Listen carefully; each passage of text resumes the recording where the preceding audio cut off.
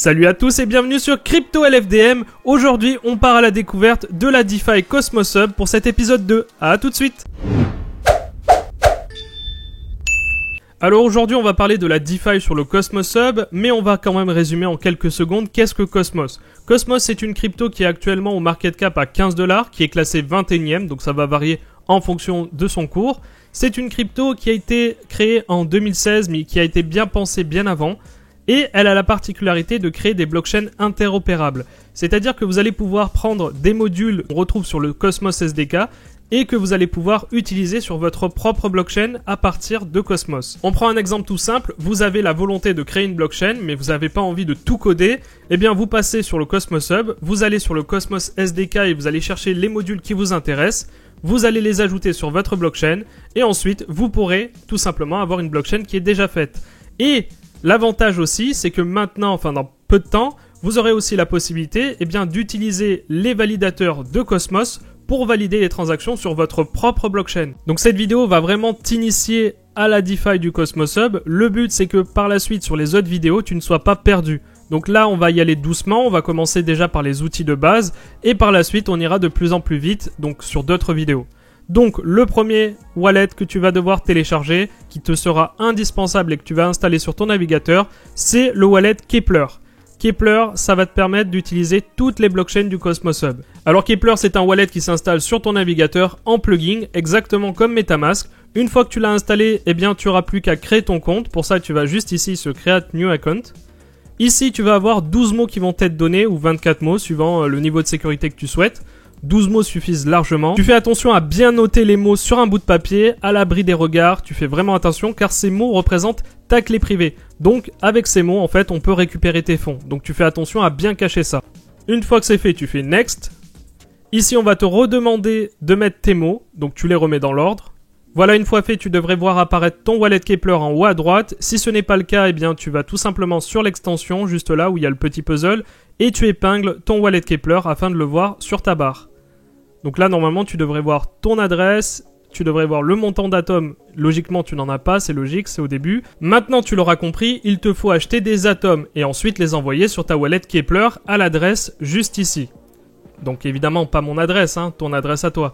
Bon, je le précise au cas où. Si tu veux connaître les exchanges disponibles pour acheter des atomes, tu vas sur CoinMarketCap, tu vas ici dans Market, juste là. Et là, tu vas avoir la liste de tous les exchanges, ou pratiquement tous, qui sont disponibles pour acheter de l'atome. Si tu n'as pas envie de passer par un exchange centralisé comme Binance et que tu veux faire tout de manière décentralisée, tu peux utiliser par exemple Rango Exchange qui va te permettre de passer d'une blockchain à une autre en utilisant différents bridges. Le plus simple reste quand même de passer par un exchange centralisé comme Binance. Tu auras moins de complications, moins de frais de transaction à gérer, ça sera beaucoup plus simple.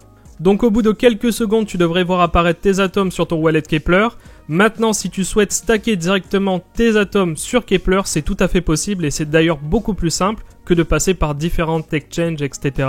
Là, tu vas aller beaucoup plus vite. Tu cliques juste ici sur Stack, ça va t'envoyer vers une nouvelle page. Donc là, tu vas voir apparaître tes atomes juste ici et maintenant, tu vas devoir choisir des validateurs auxquels tu vas déléguer tes atomes. C'est eux qui vont avoir les nodes qui vont synchroniser la blockchain pour toi.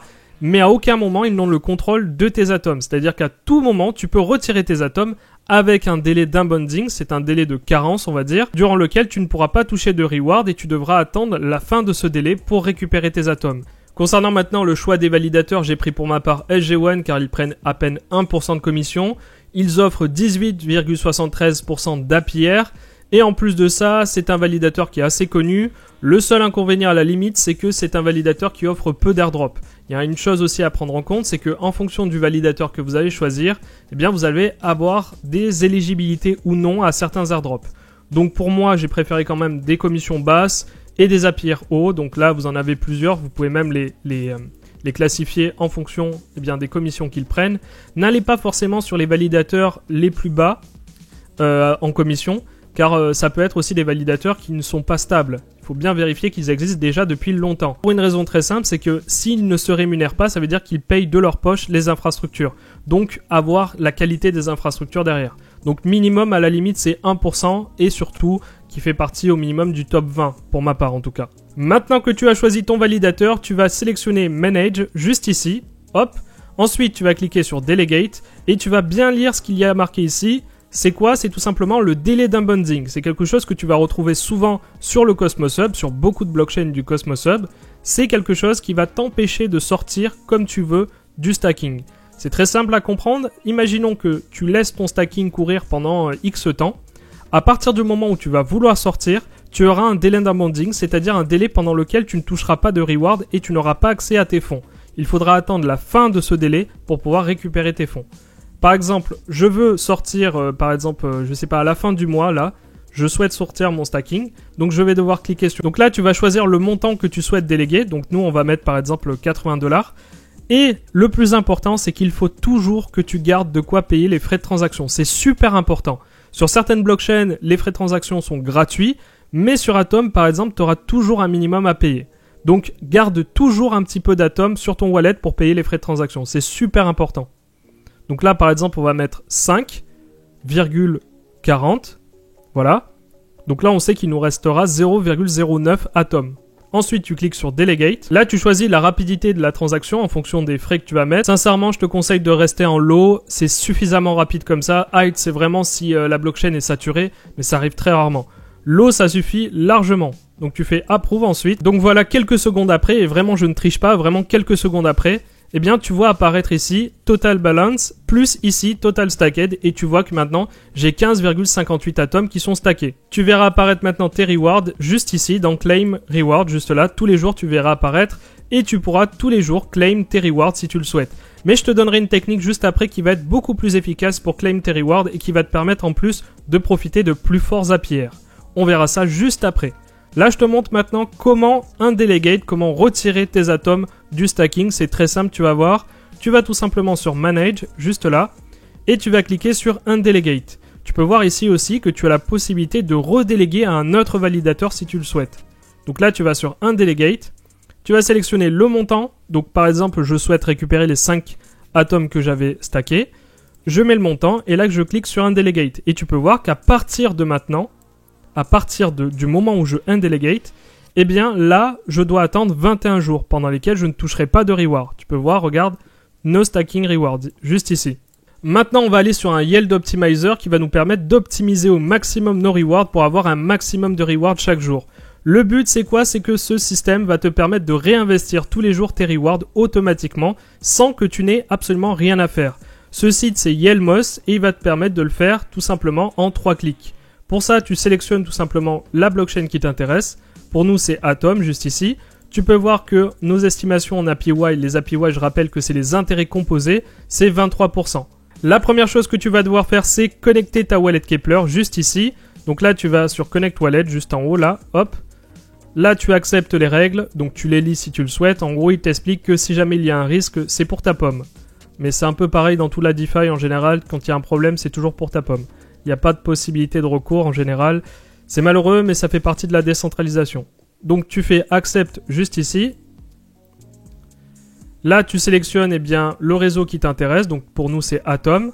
Tu sélectionnes ta stratégie. Le réseau va réinvestir automatiquement pendant 90 jours. Après ces 90 jours, tu dois revenir sur le site et remettre à nouveau un nouveau contrat. Donc là, tu fais Next. Tu sélectionnes le validateur qui t'intéresse. On va sélectionner le montant en Atom. Là, tu peux voir que c'est une wallet test parce que j'ai déjà les autres wallets. C'était pour te montrer celle-ci. Ici, tu peux choisir de garder une partie sur ton wallet pour pouvoir payer les frais de transaction si tu le souhaites. Donc, tu cliques juste là et tu dis par exemple que tu souhaites garder, je sais pas moi, 1%, allez, 10% sur ton wallet pour pouvoir payer les frais de transaction. Et là, tu mets du coup le reste, 90%. Ensuite, tu fais Next et là, tu fais Confirme. Donc là, maintenant, tu vois tes atomes juste ici. Tu vois le nombre de jours avant l'expiration du contrat. Donc après ces 91 jours, tu vas devoir revenir sur la plateforme et refaire la procédure qu'on vient de faire. Et si tu as envie de sortir de la stratégie, tu peux le faire à tout moment. Tu cliques juste ici et tu fais fermer la stratégie juste là. Donc jusqu'alors, on était sur la blockchain Cosmos, mais tu peux voir qu'il y a d'autres blockchains de disponibles, comme par exemple, tu as la blockchain Juno avec 62% d'APR, tu as aussi Rowan avec 97% d'APR, tu as Kava 22% d'APR, etc., etc. Et la question que tu te poses maintenant, c'est de savoir comment obtenir ces tokens, comment obtenir ces cryptos pour pouvoir ensuite les stacker sur la blockchain. Tu vas voir que stacker, c'est pas compliqué, il va juste falloir tout simplement échanger tes atomes que tu as déjà contre d'autres cryptos. Et on va faire ça tout simplement sur Osmosis Frontier. Tu vas voir, c'est très simple à utiliser. Comme tu peux le voir sur ta wallet Keplr, tu as la possibilité de switch entre les blockchains, donc de changer de blockchain très facilement en cliquant juste là. Par exemple, tu veux aller sur la blockchain Osmosis, tu cliques ici. Tu vas aller sur la blockchain, imaginons Akash, tu cliques juste là. Et tu switches automatiquement sur la blockchain Akash. Toi, au début, tu es sur la blockchain Cosmos Hub, étant donné que c'est là que tu as commencé, parce que tu as tout simplement ajouté des atomes.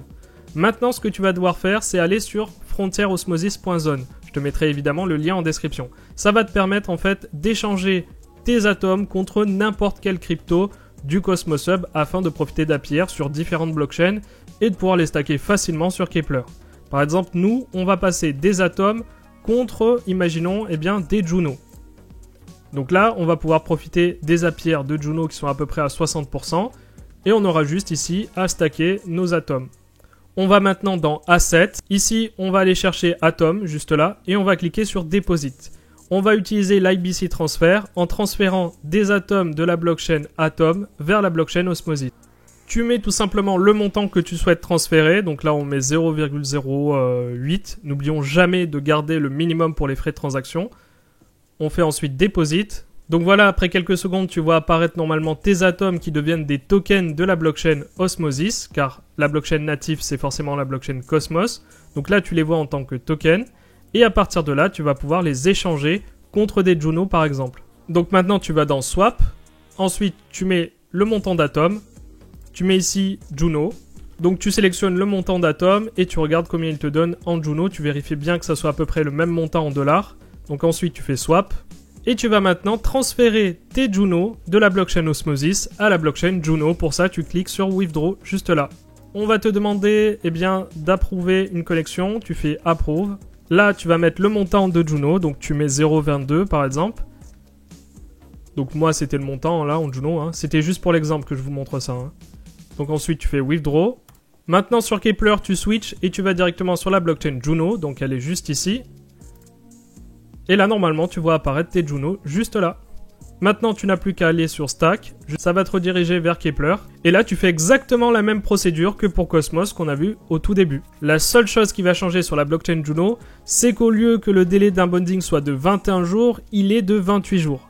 Alors, tu as certaines blockchains aussi où le délai est beaucoup plus court, il est à peine de 14 jours, comme c'est le cas par exemple sur Evmos. Un petit point super important, c'est lorsque tu vas vouloir récupérer tes gains en euros ou en dollars en passant par un exchange centralisé tel que Binance, Crypto.com ou autre, tu n'oublies surtout pas, quand tu fais Send, tu n'oublies surtout pas d'ajouter le mémo juste là.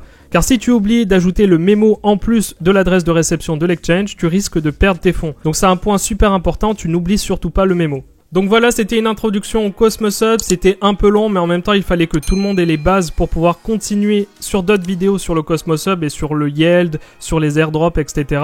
Donc si tu as aimé la vidéo, n'hésite pas à mettre un like, n'hésite pas à t'abonner si ce n'est pas déjà fait, et on se retrouve pour de prochaines vidéos. Ciao!